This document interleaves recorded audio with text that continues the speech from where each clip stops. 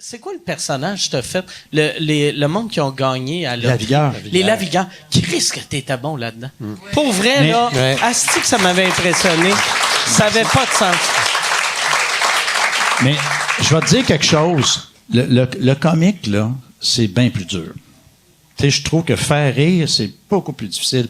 Ça, honnêtement, tu sais, t'es dans une bulle, tu recommences, action, une fois, c'est pas pareil. Tu sais, c'est pas la même affaire. Tu sais, je trouve que faire rire sur scène, là, Daniel qui a fait, je sais pas combien de shows, puis avec du nouveau matériel tout le temps, t'as fait quoi, 10 one-man shows de 2 heures ou quasiment? Ouais. Ça, pour moi, c'est beaucoup plus difficile que de jouer un rôle, parce que t'as un texte, t'as tes affaires, puis ce qui était le plus dur, c'était de maigrir là-dedans. C'était le régime que j'avais. J'étais maigre. J'avais 16 livres de moins que maintenant. Ouais. Puis déjà, t'es pas gros. Ouais, puis je fumais beaucoup. Puis moi, je fume pas. Puis je buvais de la 0.5. Mais maintenant, après 5.5, je voulais aller à la toilette. J'étais un peu plus, c'était ça, dans le fond, qui était contraignant. Parce que le reste, on avait bien du fun. Puis je me rendais pas compte, c'était gros. Pantoute. Moi, je vois ça de même. Puis à un moment donné, il y a un midi. On va aller voir ça. Il y a les roches. On va aller voir des bouts je dis, j'y vais pas. Moi, c'est correct. Je veux pas. Mais il faut que tu viennes. Là, j'ai vu. Je me suis rendu compte de tout le travail qu'il y avait derrière, que ce que le réalisateur a fait, mais aussi ce que le directeur photo a fait. Puis là, j'étais là. Ah, ouais, OK. Parce que j'étais pas conscient des caméras. Puis là, je me suis dit, OK, ça va. Là, j'ai commencé à être plus nerveux un petit peu. OK. Mais tout le long, moi, je prenais ça comme une joke. Je faisais des affaires 10 secondes avant la prise. Notre jeu, c'était je faisais des imitations jusqu'à une seconde avant. Ouais?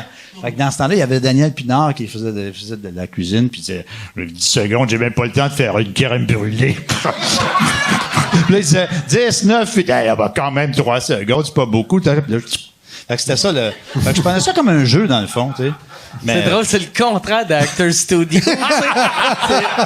Mais la beauté, tu sais, en plus, ton personnage, même tous les personnages de cette série-là, ça leur a été facile les jouer caricatural parce que c'est du monde d'envie un peu caricatural.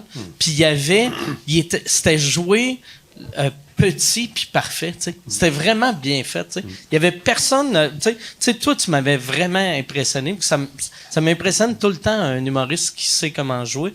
Mais tout le monde là-dedans, c'était vraiment parfait, tu sais. Bien écrit aussi. Ouais.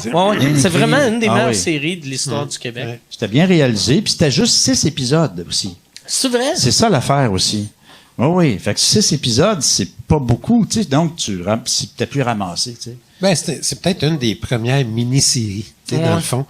Parce que c'est téléroman, ça dure toute une saison, etc. Puis ça revient l'année d'après.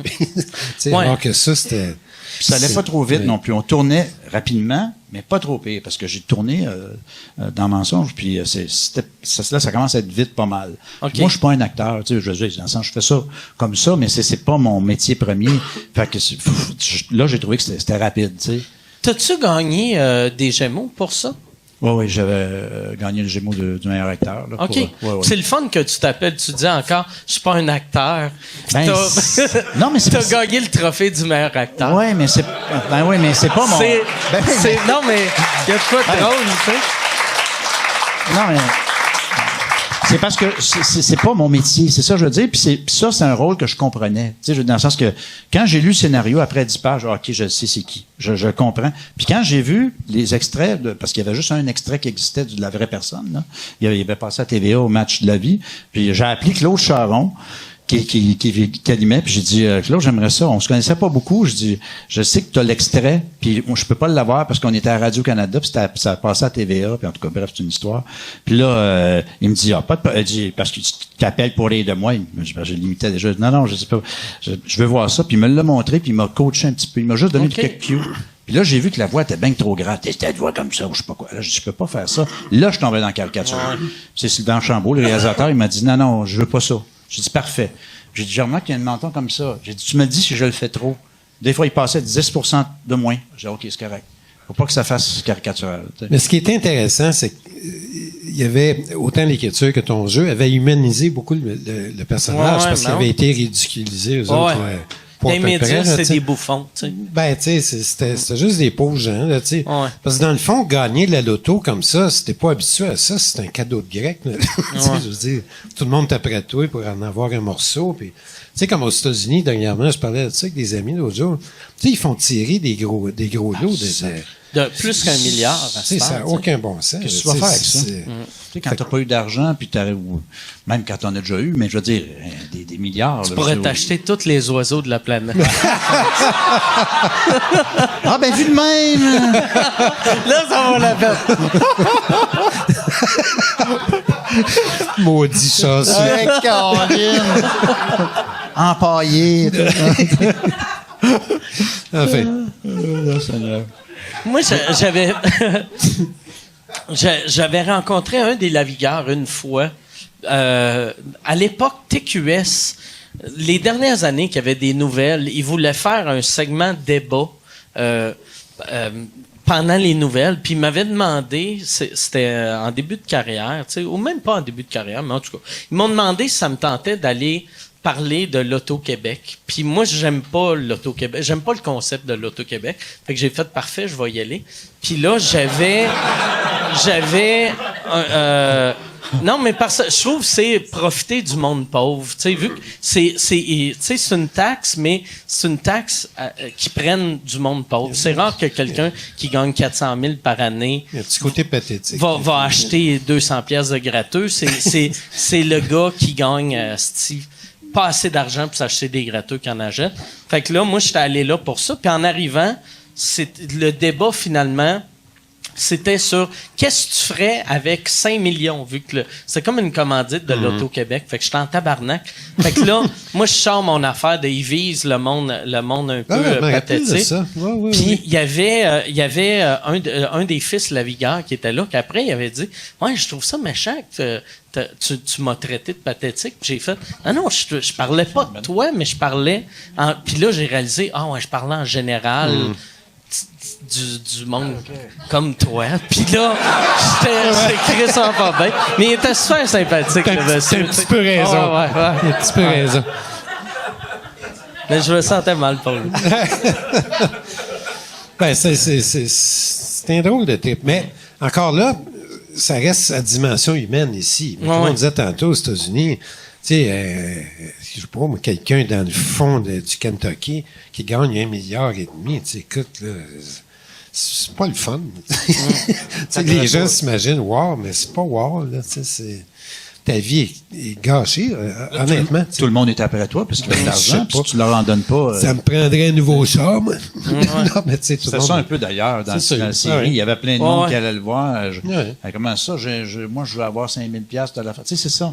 Y en a-tu des Lavigueurs qui t'ont approché après pour soit te féliciter ou dire « Hey, c'était méchant » ou... Ben, Yves était sur le plateau. OK.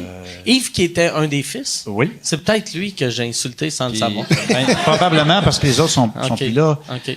Puis Sylvie était là également, mais incognito. Donc, c'est Sylvie, voyons son nom. En tout cas, on la voyait là comme ça une fois ou deux, mais discrètement, on l'a vu. Puis lui, il était sur le plateau. Ça l'aide-tu ou ça nuit, ça, à un acteur d'avoir le fils de la personne qui était en train d'incarner? Non, ça n'a pas vraiment... Parce qu'il n'était pas là tout le temps. Il devait être assez discret. Il était très discret. Il te donne-tu pas des comme cartes? ça. Il te donne-tu...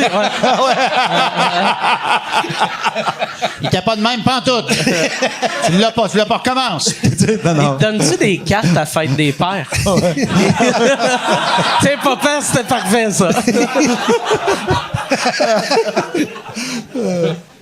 Ah non, mais c'était pas grave. Ça, comment t'as eu ce rôle-là?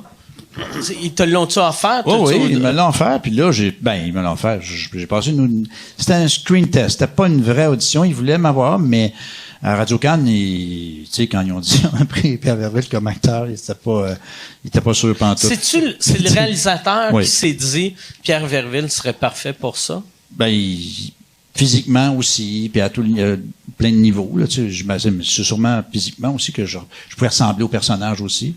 Puis c'est ça. Quand j'ai fait le petit screen test, c'était un 10 minutes, mais il y avait une perruque, qui ont pris 1 heure pour le faire. OK. Fait que c'est ça c'est aussi. Puis là, ils sont arrivés là-bas, Sylvain est arrivé là-bas, puis il a convaincu les gens de Radio-Canada, puis les gens ont vu ça, puis ils ont dit OK, ça va. Fait que j'étais bien content, tu sais.